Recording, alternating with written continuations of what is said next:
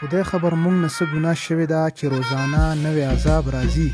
اوس د باران هم سوال کولی نه شو چې باران وغواړو سیلاب راځي.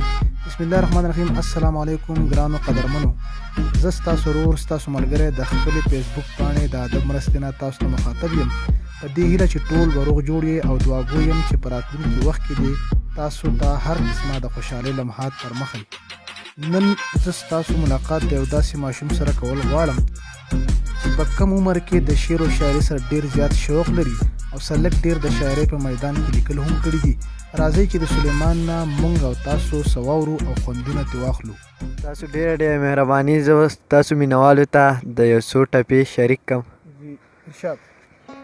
نن مازدیګر دلته کې تیر کا اے مسافر هر سیر کا، راشه اختر دلته کې تیر کا چې درله درکم په اختر کې سره لاسونه، په تورو غرو مګر زیارا، په سرو غرمو مګر زیارا، نور په بلو مګر زیارا، مازدیګر کې په تنور لمبه کومه، مسافرو خوړل یارا، د ژوند سختو خوړل یارا، دا مزدورو خوړل یارا، دا ځل چې راشي په چکر به دواړه ځو نه، خپه خپه د کوره مزه، په نیمه شپه د کوره مزه، ته په تیاره د کوره مزه، څوک به دې مړ کړي زه به کونډه پاتې شمه،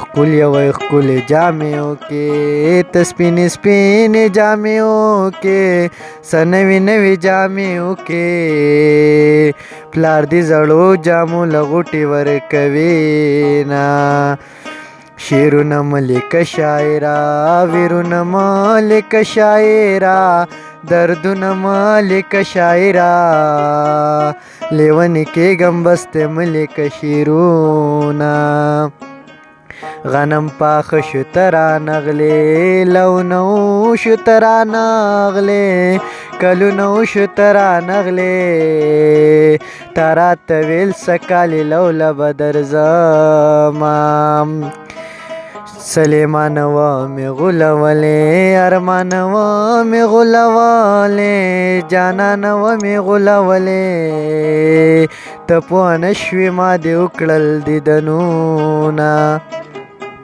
ګرانو مینوالو، ستاسو به دو ټپې ډېرې زیاتې خوښې شوي او امید لرم چې ستاسو به دو ټپونه خو نوم اخیستی. نو اوس موږ له اجازت راکوي. د الله په امان.